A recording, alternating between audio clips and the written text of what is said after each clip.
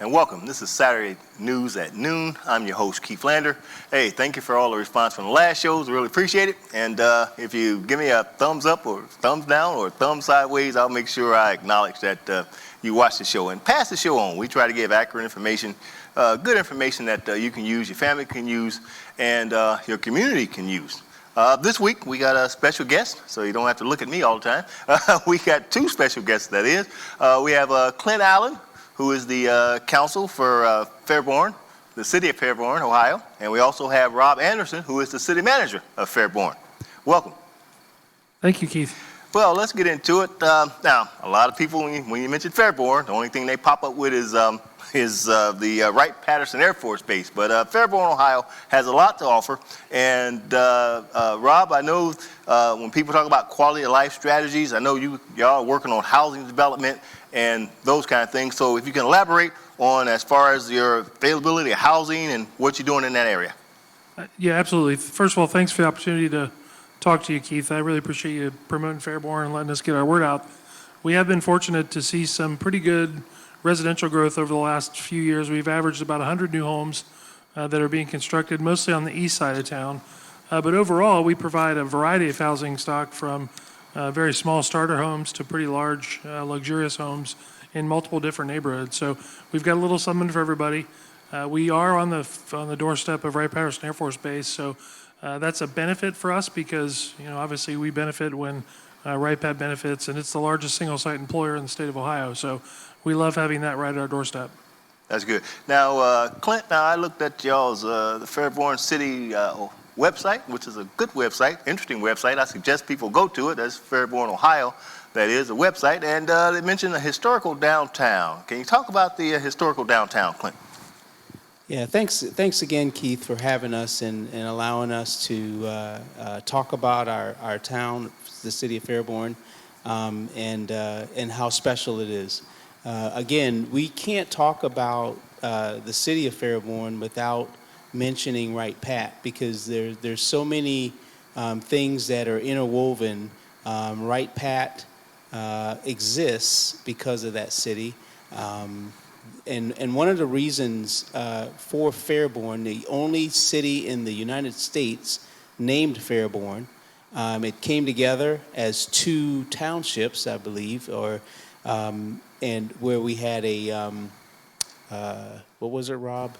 So there was a village of Fairfield and a village of Osborne. Yeah, village of Fairfield and the village of Osborne. And the uniqueness about how they came together to form the city of Fairborn. We still have artifacts out and about the city that expresses Osborne and its uniqueness and how we moved a ton of houses, probably these huge, large houses from Osborne into what we now call Fairborn. So just a unique history.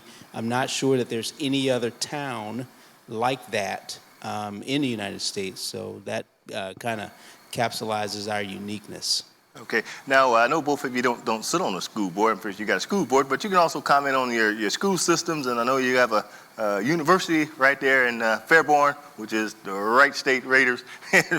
They're right there at Fairborn. So, Rob, can you talk about not only the Wright State, what it means to Fairborn, but also your local schools on down? Oh, Keith, as I'm sure you've understood and you're talking to local officials, there's a critical link between cities and schools. I mean, you can't really have one doing well without the other doing well. So we're very fortunate to have a great relationship with our local school district and our school board.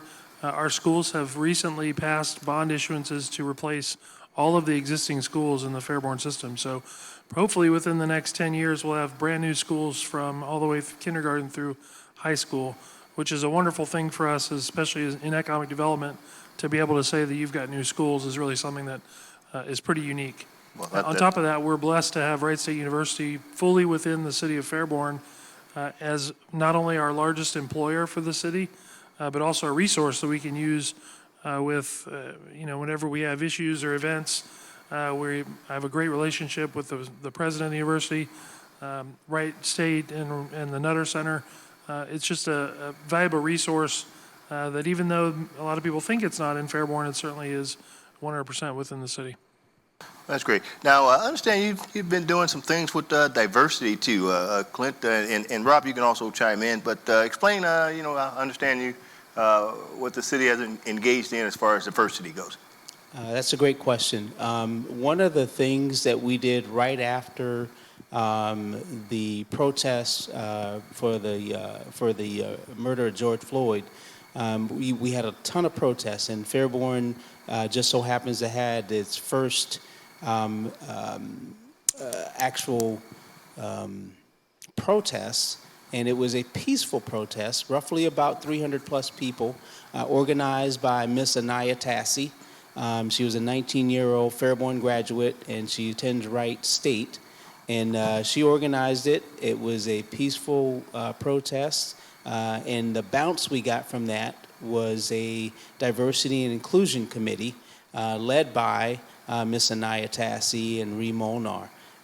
From that, we have come up with the very first ML K event, which happened last January, and we're in the planning stages of that event moving forward in 2022. We also had a Pride event in July of this year, and that was a successful event. So a lot of things on the forefront: Fairborn Talks, some more small group discussions to help folks understand the differences, our differences, so that we can better communicate. That's great. Rob, you want to chime in? Absolutely. I'll give Clint some credit because while he talks about Anaya and her ability to put that together, she certainly is a driving force with the Diversity Inclusion Committee. I will give Clint and fellow council member Tana Stanton a lot of credit because with them coming on a couple years ago to the city council, they've brought a lot of great ideas with them, a lot of things that they want to accomplish, and have really allowed me to work with them to try to pull these things together. So the driving force behind that has been certainly Clint and Tana, but they've been able to work really well with this resident and these residents to put this together. And I'm excited for what we can do with regards to diversity and inclusion going forward. That's good. Now I know you got some tech companies in Fairborn, and I'm pretty sure you can welcome some more. Is that right, Rob? You want? We always have room for more. We certainly are lucky to have a lot of defense contractors and technology companies. Again, given our closeness to Wright-Patterson Air Force Base, they've chosen to be close to the fence and call Fairborn home. But we still have some undeveloped interchanges on 675 that are available. And there's land if you'd like to have some land to build on and some buildings. But yeah, we're pretty fortunate that a lot of the technology that's happening around the base is happening right in Fairborn. That's good. Now, also, I know you just got a new Planet Fitness just opened up too, right? Yeah, there you go. We certainly did, and you wouldn't tell by looking at me, but I'm a Planet Fitness member, so I'm happy to see that open up in Fairborn. But yeah, we've got a lot of areas, a lot of retail, some restaurants are opening. Again, our downtown is starting to see a real thriving comeback and That's open great. in small business. That's great. Let's talk about the parks. I know a lot of people like to say, hey, what kind of park system you got there? Clint, how about the park system? I know you got some parks there in Fairborn. We've got probably some of the best parks in Greene County, without a doubt. I mean, they're always rated high. We've got one of the best disc golf locations in the city, and we're looking to enhance that over the next few years. Really, within the next year, we want to enhance those parks and make them even more family friendly and even more accessible with some really, really nice things. We just got a walking trail in one of our parks. So we're anxious to see the bounce from that and allow our citizens and any visitors to be a part of that. We're going to lean a little bit more into pickleball as well, which is one of Clint's pet projects there. Okay, that's good because I like the parks. I like to hang out in the park, you know what I mean? So let's talk about, I know when the COVID hit and then, of course, the American Rescue Plan that came out and some cities and municipalities received some funds. Now, you guys had a survey up on your website for input on the use of these American Rescue Plan dollars. Is that survey still up and running so people can participate? It absolutely is still up and running, and we are really starting to get into how we want to spend our American Rescue Plan dollars, and you'll see more opportunity for public input probably after the first of the year once we get past the year end and start to figure out what we want to do with this money, we'll engage a little bit more with the public and see what kind of projects they'd like to see us take on. Let me add a little bit more to that, Keith. One of the key pieces to our city and our growth of our city is communication. We want to be aggressive. We want to fight for feedback from our citizens, so that we make sure that we're meeting their needs as well as moving the city forward. And Rob and his staff, our communications director, Megan Howard, they're doing yeoman's work in trying to make sure that we are engaged with the public and getting feedback, good, bad, or ugly. We want feedback so that we can become better. That's good. Now, Clint, since you're on the council, give the times and days when the council meetings take place. So if people want to roll out there to Fairborn and watch the government work, what times do y'all meet? That's beautiful. Our council, we meet the first and third Mondays of every month. That's our regular council meeting. And on the second Monday of the month at 5:30, we have a work session. So the council meetings on the first and third Mondays are at 6 o'clock at our city building. We've got more than enough room. We can bring some folks in. We do ask that you're masked up if you're not vaccinated. And it's come on out and be a part of our government. Thank you. Yeah, that's great. Now, I understand y'all do now when the summertime comes. I mean, it's wintertime now, but the summer's coming soon. You have some festivals that people love to participate, and some of them been around for years. And either one of you want to comment on the festivals in the summertime you have? Well, I'll start and let Clint kind of wrap it up, because you're right, Keith. We have some wonderful festivals that the city puts on, but also some private groups or some organizations put on as well. I think our first and foremost, the one we're known for, has got to be the Sweet Corn Festival that happens at Community Park. We've also taken on festivals and events as a way to drive some people to come to our downtown. So we've put on some music events downtown and are looking to do more of that in the future to, again, get some folks a little more excited about Fairborn, have them come down for some music and enjoyment. But yeah, definitely our events are kind of what make us, and Clint's been a big part of the Sweet Corn Festival, so I'll let him take it from there. Yeah, the Sweet Corn Festival is one of those marquee events in the city of Fairborn.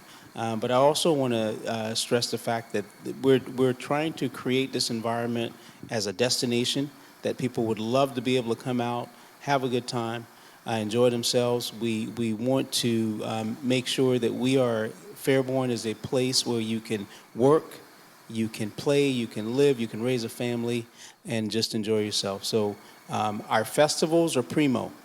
We put on Hairborn back in September, and it was a huge success. We had rock bands that came out, and folks who were dressed up as not Jimi Hendrix, but Mini Hendrix. But we had a lot of fun with that, and we expect to get another bounce from that next year. It'll be tied in with the marathon and those events that go through the city of Fairborn.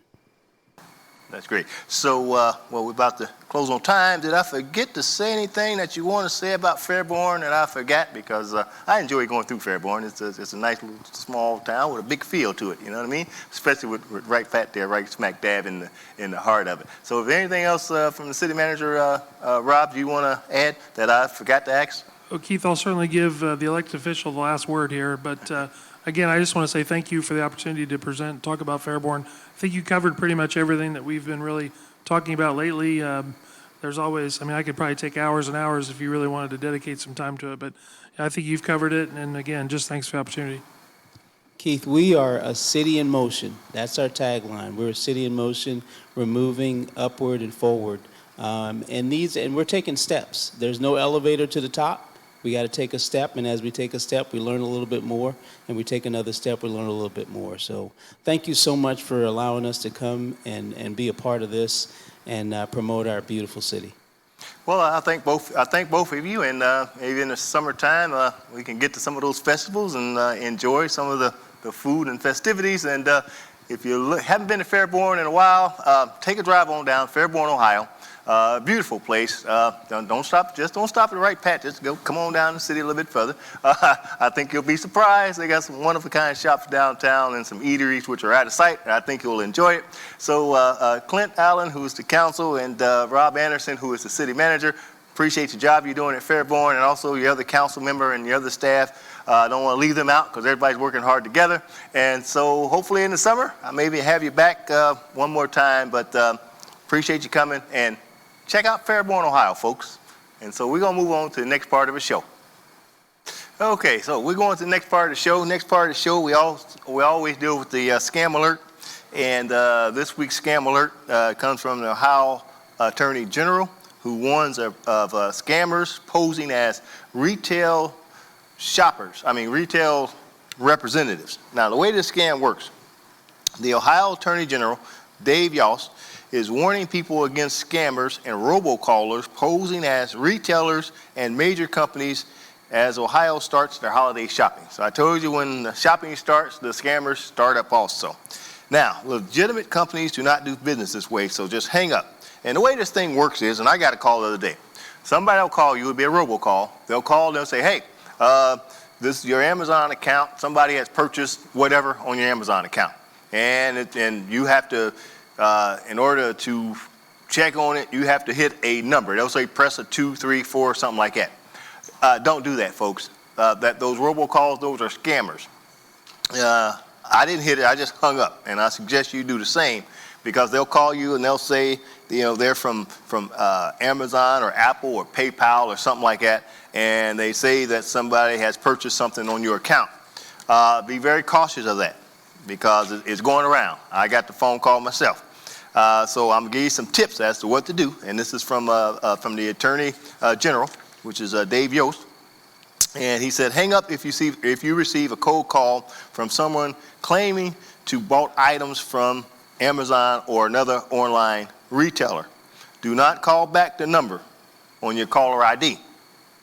All right, so another thing to do is also check the retailer's website for any customer service contact information. And then carefully check your online accounts, your credit card bills for any unauthorized change. Also, never allow a stranger remote access to your smartphone. Or your smartphone, tablet, or computer. If a caller claims they need remote access to issue a refund, it's a scam. So be on alert on that, folks, because these people, they're trying real hard to get their little grubby little hands on your money from any account. So pass that word along. And if you get that call, just simply hang up. Don't press no 1, don't press 2, and then go back and check the account which they said that someone purchased something from. So trying to keep you safe, folks. We're going to be safe this holiday weekend. This holidays. Here in Ohio, the Ohio House of Representatives has just passed a bill, and it says concealed carry guns in school. 2 major gun bills win approval in the House. That's House of Representatives.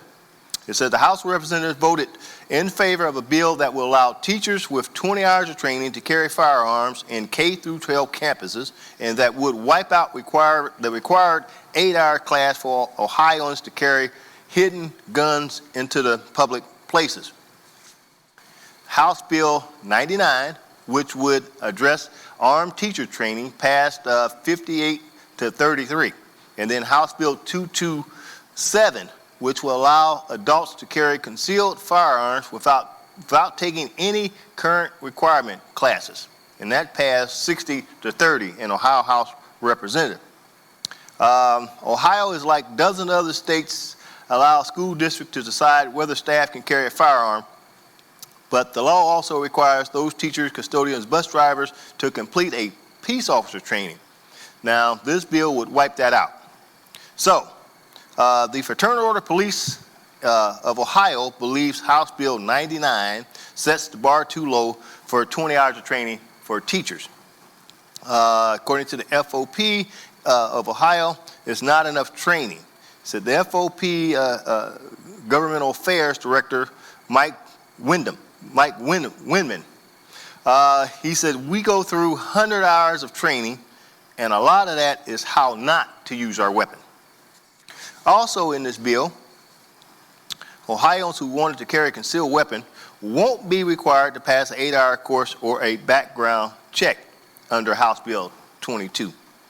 So, and it does some other thing too. Listen to this here real carefully. It removes the requirement for people carrying a concealed weapon to notify the police when stopped. So if you got a concealed weapon and you get pulled over by the police under this bill, House Bill 227, you don't even have to notify the police officer that you have a concealed weapon in the car. And that's dangerous, folks. That's real dangerous. That's dangerous for the police officers and it's dangerous for the public.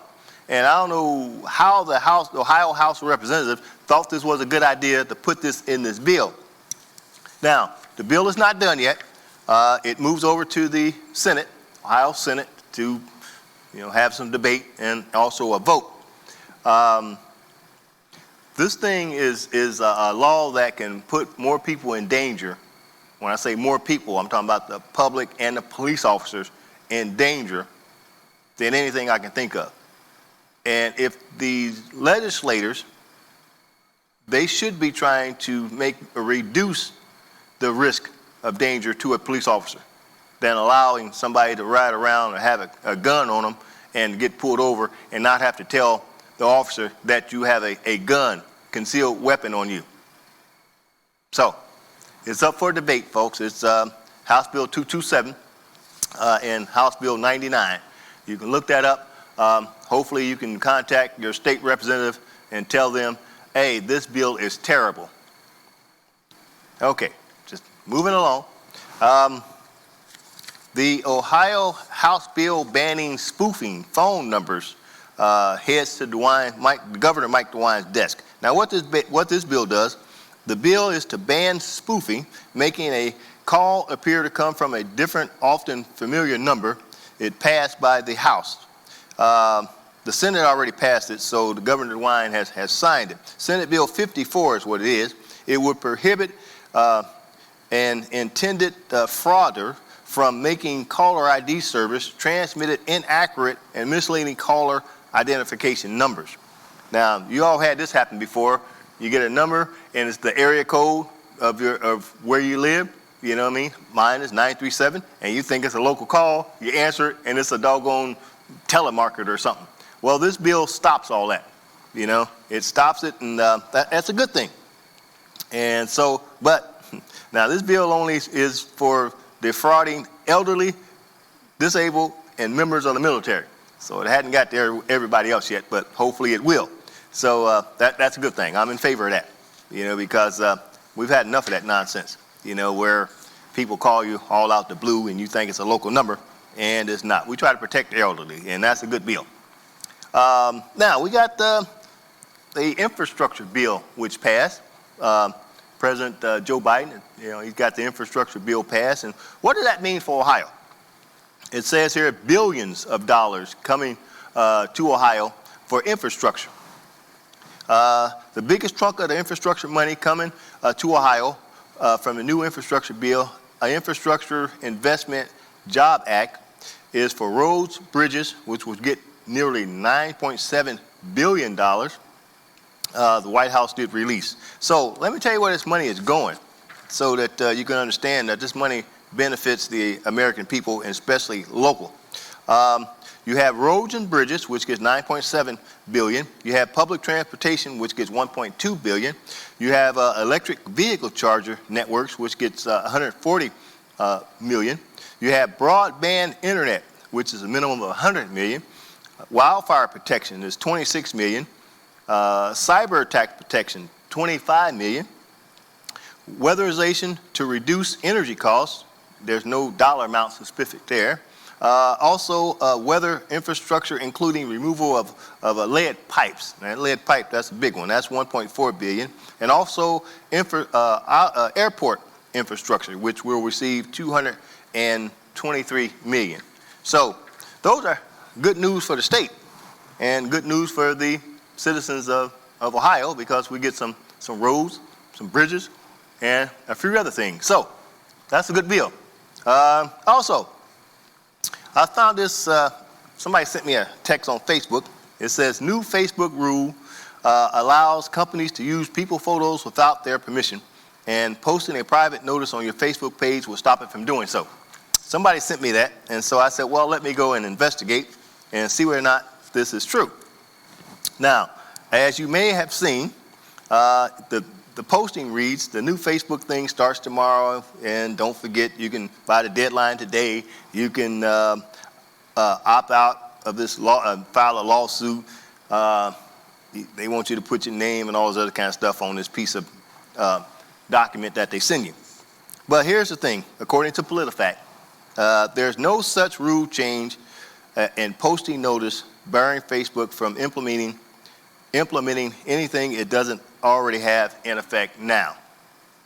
So, I think it also says that Facebook company is now Meta, M-E-T-A, and it also says that while the company names change, we are continuing to offer the same product, including the Facebook app from Meta. Our data policies and terms of service remain in effect, and this name change does not affect how we use or share data. So whatever Facebook was doing before, they're still continuing to do it. The only thing changed was the name. So there's nothing else that you need to do. They're going to use your data, however ways. When you signed up for Facebook, they said they can use your data. That's the way they're going to be using your whatever post and all the other kind of stuff. So that's the only thing changed. There's nothing new. This has happened before. People post up stuff like this and say, hey, Facebook going to be doing this to your account and all that kind of thing. That's not true, folks. If you want to read that article, you can go to PolitiFact and you can look it up yourself. PolitiFact has the only skin in their game is to investigate it and get down to the facts. So I wanted to bring that up so we can dispel all that. Oil prices. I know people are complaining about the cost of gas and why oil prices are so high, or gas prices so high. Well, here's the thing, folks. The root of, it says, this is from OPEC. It says that the root of the prices increase for gasoline, as so many other products, is the coronavirus. That had a big effect.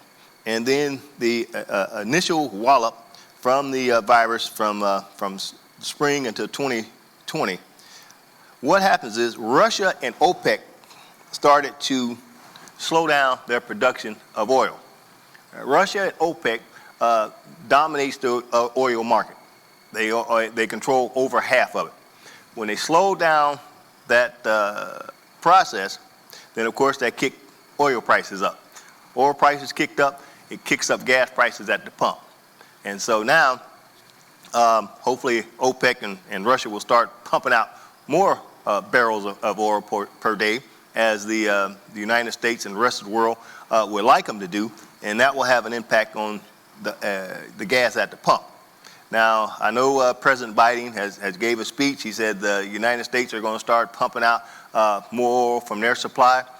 This can take almost up to 3 or 4 or 5 months before all that oil is refined to the point where it does anything to the price of gasoline or not. It may tick it down 2 or 3 cents, but we're not looking at an immediate drop. We're looking at probably 3 or 4 months on down the road. So the president has very limited action that they can take as far as affect the price of gasoline. It's basically almost out of their hands. And so all these people hollering and screaming to Joe Biden, want to do something about the gas prices, he don't have any of that control. Russia and OPEC has that control, right? And so it's a supply and demand. When the coronavirus hits, things slowed down, folks wasn't going anywhere, the production of oil slowed down. You know, when that slowed down, the price kicked up. And Russia and OPEC countries, I guess they got real excited because they was making a lot of money. Now, how you control them or make them pump more oil to reduce that gas prices, that's what we got to get at. But hollering and screaming at the president because the gas prices are high, that's not going to help. So, I wanted to bring that up. Also, here's an article. It says Joe Biden is in talks to pay illegal immigrants $450,000. So here's what happened, folks, and that's misleading as it is. Under the Trump era policy, thousands of children in the range from infants to teens were taken from their parents with no provision to reunite them later.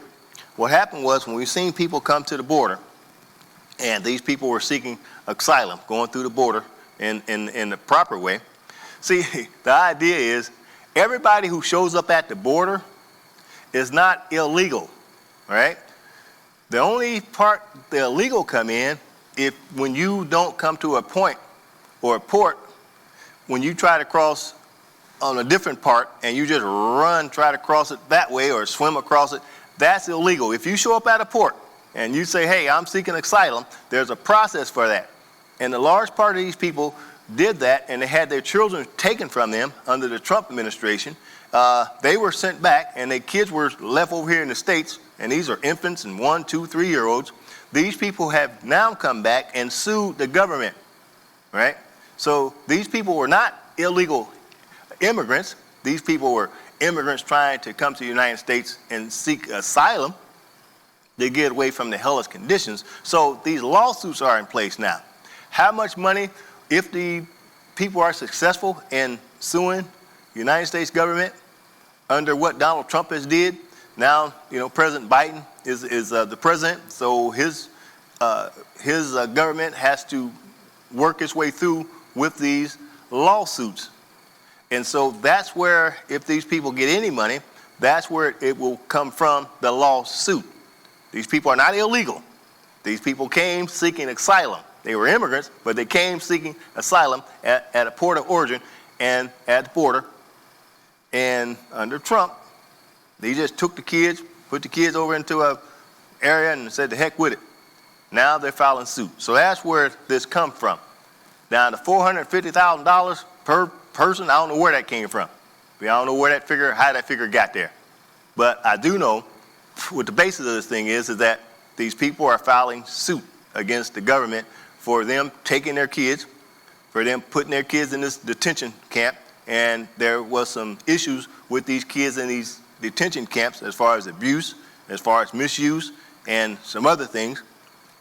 That's what the lawsuits are. And there's about 5,000 of these individuals who have basically filed suit. So we have to see where that go. But there's no such thing as these people getting $450,000. No, that's not the case. You remember when the Border Patrol agents were at the border and those folks from Haiti was trying to cross into the United States, and they went down there and they was on horseback and they was knocking the folks down and hitting them with a rope or a whip or whichever you want to call it. Finally, there's some hearings that's going to take place, and we'll get some answers from some of these agents who did this. Matter of fact, the Homeland Security Secretary, he's doing an investigation right now. 2 of the agents were placed on administrative leave following the incident, and there are some other agents that need to be spoke to. And so there is a follow-up, folks. I know people didn't like what they seen. I didn't like what they seen, but the follow-up has begun, and hopefully we will hold those people accountable, because I don't think that's in the Border Patrol policy for you to ride down on a horse and knock people back into the water and then hit them with a whip and all the other kind of stuff. I don't think that's a Border Patrol policy. Now, if you want to happen in those people, do it according to the policy. But I guarantee you, what they did was not in the policy. And hopefully after this investigation, when it's all concluded, I will give you further notice on what happened. If you haven't heard, the 2 men convicted in the assassination of Malcolm X is to be exonerated. Now, this is 57 years ago when Malcolm X was gunned down. And the 2 men that they put in jail, Muhammad Ali and Khalid Islam, were the 2 men that they put in jail. I don't think these individuals were the 2 men that did it, because in fact, a guy by the name of Thomas Hagen, the assassin who confessed, this guy confessed to killing Malcolm X. And he said the 2 men had nothing to do with the shooting. And he's on record, and he went public and said that. And so these 2 men has finally been exonerated. Mr. Aziz, He's 83, and he spent 22 years in prison. He was paroled in 1985, according to the New York report. Mr. Islam, he died in 2009. So, and this all started by a documentary or a project that was aired on TV, and they got to talking about the death of Malcolm X. And so the Innocent Project got involved, and they discovered that these two men were wrongfully convicted. And I would like to see who did assassinate Malcolm X. We may never know. But at least these two men are free, one dead and one has been exonerated. So we can probably start to work there and get some answers. Let me get a little commentary. I'm going to talk about the Kyle Rittenhouse. Y'all seen the news. That's the young boy who went down to Kennesaw, Wisconsin, I think, and killed some folks. Rifle, killed two people and injured another. I watched that trial, and people said they couldn't believe the verdict, of not guilty on all charges. Well, when I looked at the judge who was presiding over this case, the judge basically swayed the jury pool. The judge talked to the prosecutor like the judge was on the side of the defense. He admonished the prosecutor because the prosecutor brought up some questions that the judge had already ruled that shouldn't be talked about. He even stopped the prosecutor at certain points and, said what the question was out of line and all this other kind of nonsense. And then he looked like he showed a whole lot of favor to Rittenhouse. He even took away the gun charge that surely Kyle Rittenhouse violated. The judge took that off the table so the jury wouldn't even have to even deal with that part of it, right? So I think this judge should be investigated. I think this judge should never practice or sit in a courtroom and be a judge ever again.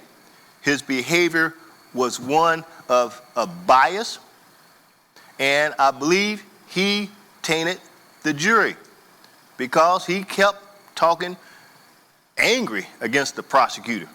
Like the prosecutor shouldn't even bring this case. Why are you bringing this case? He talked angry. Y'all seen the videos. Y'all seen the court trial.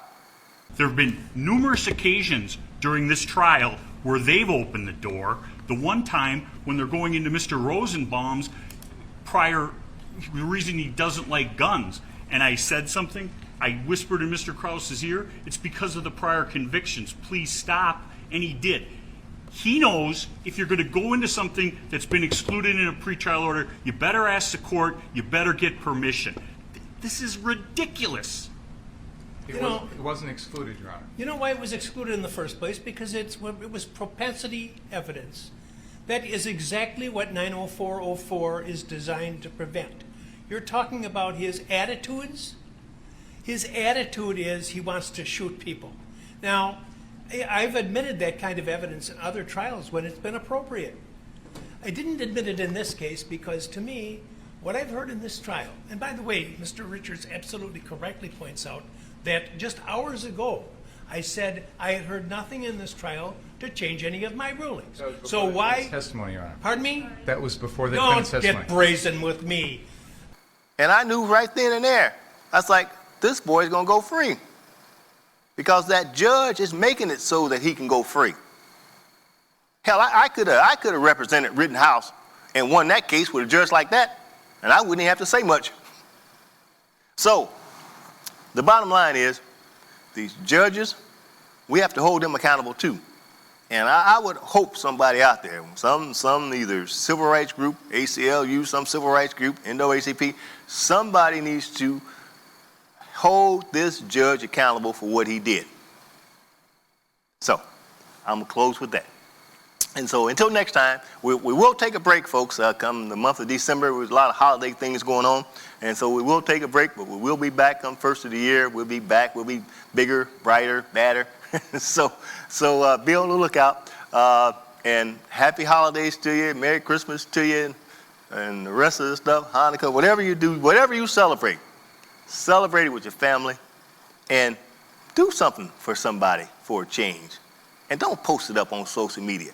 You know, here's my pet peeve. If you're going to do something for somebody, we all don't have to know about it. Do it quietly and go on about your business. You ain't got to post it up on social media. You know what I mean? Do it quietly, because God sees what you're doing. I don't need to see what you're doing. Do it without posting it up. You got it? All right. So until next time, may God bless you and your family.